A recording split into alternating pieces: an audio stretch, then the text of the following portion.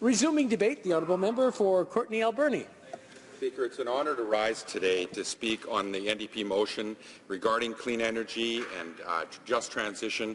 Mr. Speaker, I'm also honoured that I'll be splitting my time with my honourable colleague and friend from Kootenay, Columbia. The NDP believes Canada should be investing in clean, renewable energy resources such as solar, wind, and geothermal technologies that create good quality, long-lasting jobs for today's workers and future generations. In my riding, there are some hard-working, innovative entrepreneurs and Indigenous communities who are leading the field of clean energy solutions, and I'll spend most of my time speaking about their work and experiences, Mr. Speaker. Hakai Energy Solutions, owned and operated by entrepreneur Jason Jackson in Cumberland, BC. His company focuses on advanced solar energy integration. The company builds and installs power generation, communications, and monitoring equipment in some of the most remote places imaginable. And Mr. Jackson has written to me a few times, and he'd like to quote from one of his messages. I'd like to quote from one of his messages. It says, quote, "Based on what we hear in our interaction with Canadians, our perspective is that most Canadians want the opportunity to generate their own clean energy. They want to help the environment if they can.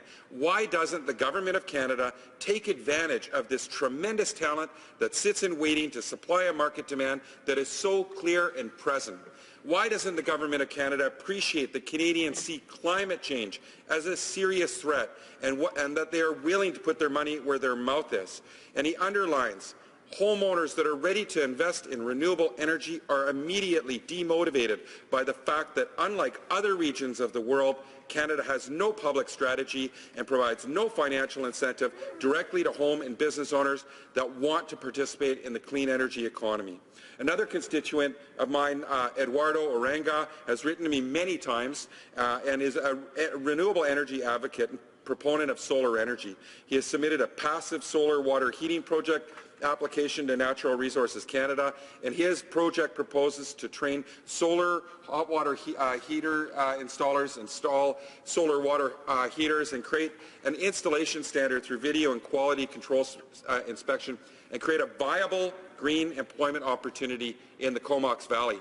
Mr. Uranga's project is an example of clean energy innovation by creating sustainable economic growth and supports the transition towards a low-carbon economy. Another Vancouver Island resident in my riding, Dave Melrose, from Qualicum Beach, works for Osprey Electric. We met this year to discuss solar installation rebates and tax installations for solar technology. And I'll quote from their website, quote, "Solar panels, wind turbines, and micro hydro are all alternative energies being used more extensively every year.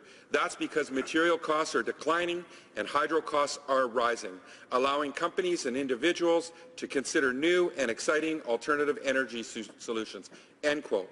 This statement is true across the country. Mr. Speaker, everywhere we turn, Canadians want to invest in clean energy solutions so they can own their own power and help the environment at the same time.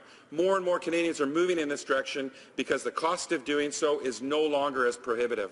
A month ago, I was in a meeting of the Standing Committee on Natural Resources and had a chance to hear from experts in the renewable energy field, and one of them, Patrick Bateman, director with the Canadian Solar Industry Association, said this, quote, "When supply mix planners, policymakers, or regulators are considering what the future supply mix will look like, cost is obviously one of the primary considerations. The cost of solar electricity will have dropped by about 90% between 2010 and 2020. Wind is following a similar trajectory. With these new technologies, the costs are coming down so quickly that when investments with a lifespan of 30 or 40 years are being made, it's of critical importance that people are doing so with the current and best information. I think those cost trends are an example of data that's missing from an independent Canadian impartial basis, which we have to go elsewhere and Canadianize. If that cost information were available in Canada, that would be one example of something that we would be of great benefit to the market," end quote. So I asked Mr. Bateman about comparisons to other countries, and he offered this information. Quote, "In the United States, they've had an investment tax credit that covers 30% of capital costs for both wind and solar. For wind, there's also a production tax credit. I'm less familiar with the subsidies for hydro or for marine, but the investment tax credit has been the single largest subsidy for renewables in the United States in comparison to Canada, and we have not had anything comparable to date. And he cited well over a dozen states that are just really moving forward very quickly, Mr. Speaker, on this. And according to Clean Energy Canada's latest annual assessment, Canada spent 15% less on new clean energy development in 2015 than in 2014, and we're going the wrong way, Mr. Speaker. Future growth in this sector will depend largely on policies being developed both federally and provincially, and by ending fossil fuel subsidies so renewable alternatives are on a level playing field with oil and gas giants. And, Mr. Speaker, I asked the Minister of Climate Change and the Environment in this House a year ago if they would end subsidies to oil and gas subsidies, and she said it's something that we're working towards, but they turn around and make a commitment of spending $4.5 billion on a pipeline, a leaky pipeline instead. So, maybe, Mr. Speaker, Canada, we know that buying this 65-year-old leaky pipeline that will create only 3,000 short-term jobs, we'd like to offer alternatives, and we're talking today about proposing to redirect those fossil fuel subsidies into clean energy jobs that are long-term, available to workers today as well as the next generation. So now back to Vancouver Island, where there are many examples of First Nations communities that are embracing the potential of alternative power, whether it be the Huayet or the Heshkwit, which is a remote nation that's using diesel, that are still waiting for the government to approve their application. If they don't, they're actually going to lose millions of dollars potentially, because the government has not approved their application, which they're so desperately needing to make happen.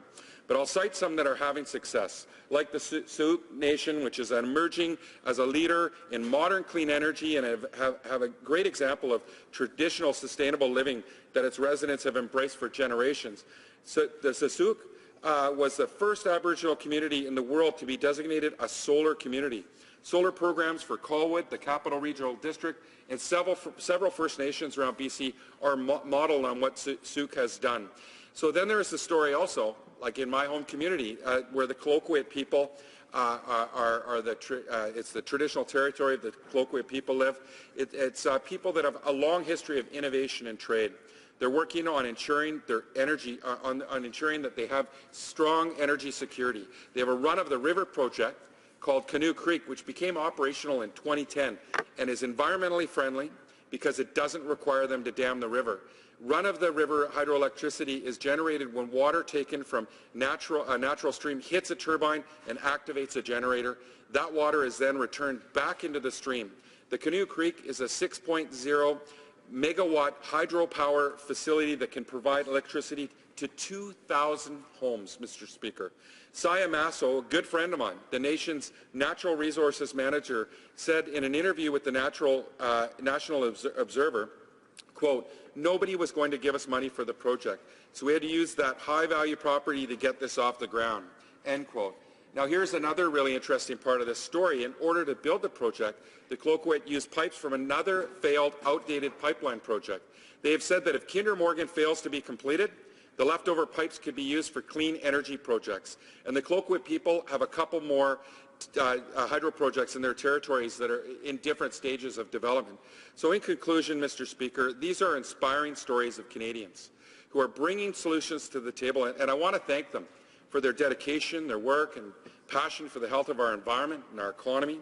We need a government that listens to Canada's Indigenous people, scientists and local communities who have outlined many reasons why the Kinder Morgan pipeline is not worth the risk and the investment. Reasons such as it will increase greenhouse gas emissions. I see my time's running out, Mr. Speaker. It threatens our waterways and coastlines and wildlife, and it threatens marine and tourism industry and jobs. And there's over 100,000 jobs in tourism in British Columbia, Mr. Speaker. And as a member of the G20, Canada officially recognized that inefficient subsidies for fossil fuels undermine efforts to deal with climate change, encourage wasteful energy consumption, reduce energy security, and impede investment in clean energy sources. Nearly half of Canada's greenhouse gas emissions comes from two sectors, oil and gas and transportation. And yet the Liberal government has become a huge investor in the oil and gas industry instead of eliminating fossil fuel subsidies as they promised. Global climate leaders do not spend billions of dollars in public funding on pipelines. With this one move, the Liberal government has failed as a climate change leader and shows no real vision for the future of Canada's energy economy. Thank you, Mr. Speaker. Questions and comments. The honourable member for London North Centre. Thank you, Mr. Speaker. The honourable member is a member of a party that champions apparently the needs, interests and concerns of the working class. I wonder what he would say to Alberta oil workers who are going to rely upon, who are looking forward to, the twinning of the pipeline. The second point I put to him, does he support oil travelling by rail? Thank you very much. The honourable member by Courtenay-Alberni. Mr. Speaker, that's exactly the reason that we've tabled this motion today, is to talk about jobs for middle-class Canadians, especially Albertans. I just outlined a number of different projects that are happening in my riding alone that we could be doing in Alberta. When we look at Alberta, we could be investing in many different opportunities for clean energy, whether it be run-of-the-river, hydroelectric power, whether it be in wind power or geothermal. I can't even imagine, Mr. Speaker, how much $4.5 billion could do in advancing Canada in terms of clean energy. We can only look to countries like Norway, where they've done that. They've been smart. They didn't squander their profits from the oil and gas industry like we've done here in Canada. In fact, they've got $1 trillion in their prosperity fund, Mr. Speaker, and they're earning $50 billion a year in interest alone off of their prosperity fund, and they're investing that money in clean energy. And they're diversifying their economy so they have jobs for middle-class people in their country, not just for today, but also for tomorrow, Mr. Speaker. So this whole motion today is exactly about that. It's about making sure that we have jobs for people today and for tomorrow, and that's what young people in our country are asking us to do. Building a pipeline, Mr. Speaker, with the amount of money that they're asking taxpayers to commit to, and potentially even pension funds to buy into, doesn't make sense. And when I talk to people in my riding or across the country, they also agree that they'd rather see $15 billion, if we're going to use taxpayers' money, investing in jobs for today and for the long term to diversify our economy, create more energy security for Canada. And do we ever need that? Do we ever need that more now than ever before when we look at our relations around the world? Thank you, Mr. Speaker. Questions and comments. Question et commentaire. The honourable member for Sandwich Gulf Islands. Thank you, Mr. Speaker. And to my honourable colleague from Courtenay-Alberni and my friend from London North Centre, I think the debate around jobs needs to bear in mind that the number one goal of the labour unions of Northern Alberta, the Alberta Federation of Labour and Unifor, is to protect jobs. It should be noted that those organizations are against the Kinder Morgan expansion. It should be noted they're against it because they recognize that just as shipping raw logs off Vancouver Island while our sawmills need resources to process at home, shipping raw bitumen out of Canada instead of having upgraders and refineries is shipping out the jobs. The voices of unions on this matter are, I know there's some unions that want the jobs in construction. Those are short-term jobs. The long-term jobs are in following Peter Lougheed's original plan and having upgraders and refineries.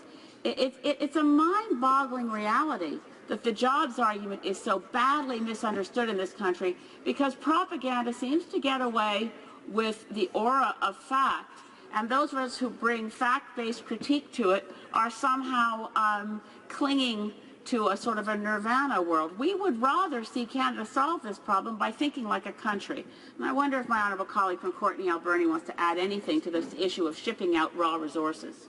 Honourable member for Courtenay-Alberni. Yeah, thank you, Mr. Speaker. And I really appreciate the question from my friend from Sandwich Gulf Islands. I mean, she knows all too well, as a Vancouver Islander, we've seen raw logs go up tenfold in 10 years in the name of jobs. Well, we've seen mills close. I live in a community that's deeply affected by this, with the highest unemployment rate in southwestern BC, because we've chosen to ship raw logs out of our community in the name of jobs, Mr. Speaker. Well, those jobs haven't happened. In fact, it's been the biggest job-killing practice I've ever seen. We're also building ferries because this government decided to remove a tariff to build ferries outside of our country that generated $118 million that could be used in building port infrastructure, doing maintenance and shipbuilding here in Canada So in the name of jobs, so that it would be cheaper for ferry users. Mr. Speaker, we keep hearing about, in the name of jobs, that we need a pipeline in the name of jobs to ship raw bitumen to another country so they can refine it.